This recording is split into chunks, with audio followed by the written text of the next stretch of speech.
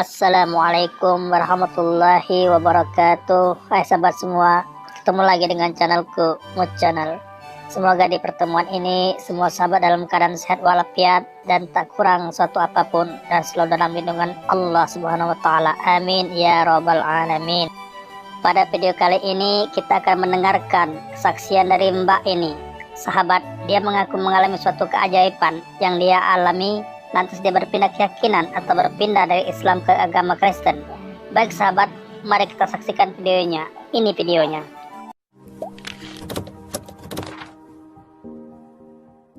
Mood Channel. Aku sebelumnya dari Muslim. Terserah itu mau ngomong apa.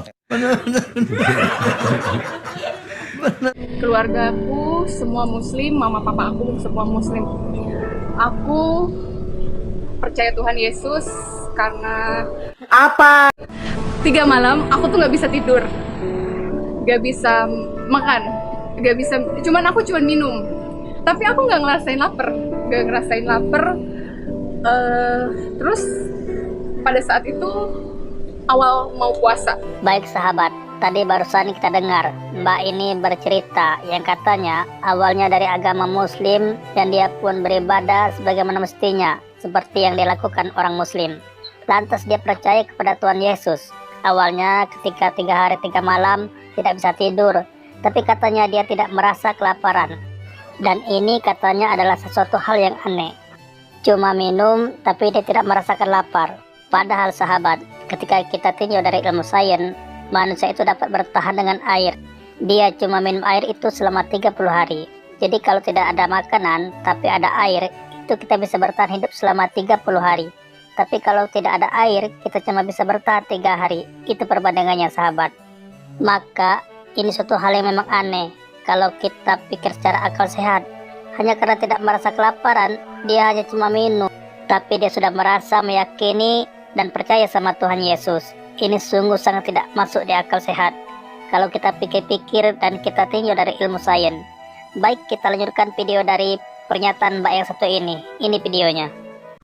Sebelum aku percaya Tuhan Yesus itu, malam harinya aku tuh sholat. Gimana caranya untuk aku nggak pindah keyakinan, tapi namanya Tuhan sudah berkehendak, aku juga tidak bisa menolak. Aku sampai nangis.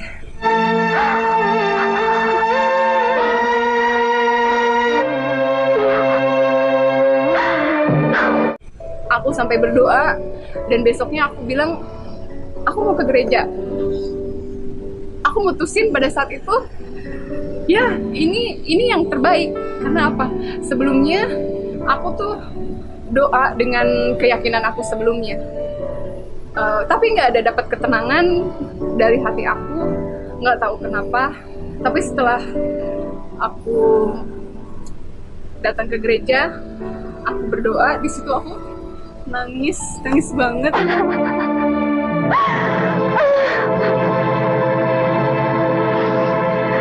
Dan bahkan kalau aku cerita sekarang, aku pun pengen nangis. Baik sahabat, tadi kita sudah dengarkan Mbak ini mengatakan dia tidak menemukan ketenangan ketika berdoa menurut ajaran Islam. Tapi akhirnya dia memutuskan untuk pergi ke gereja.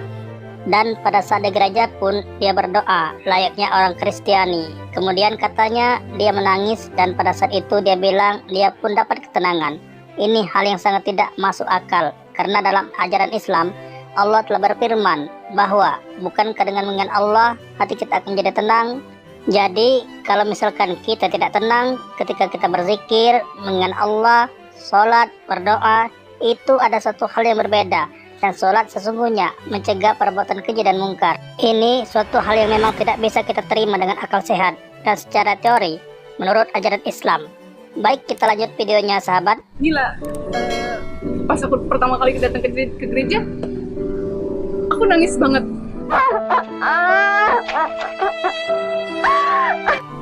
Dan di sini aku doa, di gereja itu aku doa, Tuhan ini aku mau terima kamu. Tolong Tuhan, bimbing aku, karena aku benar-benar nggak tahu caranya aku berdoa, caranya aku untuk memuji Tuhan, caranya aku kayak gimana. Aku benar-benar tidak tahu apa-apa. Dasar goblok, blok. Dan di situ aku diajarin cara berdoa, cara aku untuk memuji Tuhan, dan sampai aku bisa terima Tuhan Yesus. Itu semua karena ada dukungan dari seseorang yang menguatkan aku. Nah sahabat, sudah kita dengarkan Mbak ini.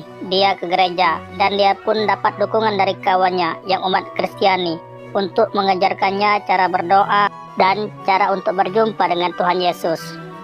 Sahabat, berhati-hatilah dan waspadalah. Karena ketika kita berteman dengan orang Kristen ataupun non-Muslim, berhati-hatilah ajakan untuk berbaur dalam agama. Dalam artian kita bisa berbaur dalam berteman, itu tidak jadi masalah. Tapi ketika sudah berkaitan dengan agama, Nabi Muhammad dengan tegas menyampaikan, lakum dinukum waliyadin. Jadi tidak ada pembauran, tidak ada kerjasama dalam akidah. Baik, kita lanjutkan video dari Mbak yang satu ini. Ini videonya. Jujur, awalnya aku datengin Tuhan Yesus ketika aku tidur jam 3 pagi. Dia datang dengan cahaya, itu aku tuh mau nangis. Dia datang dengan cahaya dan dia pegang tangan aku, ayo ikut aku. Aku bingung ikut kemana. Kamu akan selamat kalau ikut aku. Sumpah aku nangis. Semakin bingung dong aku. Dengan aku nggak tahu apa-apa. Terus Tuhan Yesus datang ke aku dengan 2 malam berturut-turut. Aku mimpi lagi. Kalau yang menginjili kamu mimpimu, maka yang kamu percaya itu adalah Tuhan dalam mimpimu, bukan Tuhan yang ada dalam Alkitab, bukan Yesus yang sejati, tapi Yesus yang berasal dari mimpimu. Benar juga. Dia pegang tangan aku lagi sembunyi, tapi dia tetap pegang tangan aku untuk ayo ikut, kamu akan selamat. Di situ aku percaya Tuhan Yesus dan besoknya aku ke gereja. Nah sahabat, Mbak In mengatakan dia berjumpa dengan Tuhan Yesus di dalam mimpinya dalam bentuk cahaya. Dan Tuhan Yesus mengatakan pada Mbak ini, ayo ikut aku. Sahabat, perlu sahabat ketahui bahwasanya mimpi itu terbagi 3 golongan. Yang pertama, mimpi dari Allah, seperti kita bermimpi tentang kebaikan, kita berjumpa dengan Nabi Muhammad SAW, itu namanya mimpi ilham, mimpi dari Allah Subhanahu wa Ta'ala. Dan yang kedua, mimpi dari hati yang tidak lengkap kita pikirkan sehari itu. Misalkan kita kepikiran ingin sekali makan pempek, terus malam harinya mimpi makan pempek. Itu namanya mimpi dari hati sahabat. Terus yang ketiga, dan ini yang sangat berbahaya, yang ketiga mimpi dari setan. Itu mimpi yang membawa kita pada kesesatan dan meyakini bahwasanya ada Tuhan lain selain Allah. Sama seperti yang dialami oleh Mbak ini. Dan apa yang dialami oleh Mbak ini adalah mimpi yang termasuk kategori yang ketiga ini sahabat. Nah sahabat, semoga kita terhindar mimpi dari setan seperti yang dialami oleh Mbak ini, yang bisa membawa kita pada kesesatan dan meyakini ada Tuhan lain selain dari Allah Subhanahu wa Ta'ala. Na'udzubillah, summa na'udzubillah. Nah teman-teman, terima kasih sudah menonton video ini. Kalau kalian suka, jangan lupa subscribe, like, komen, dan share ke teman-teman kalian.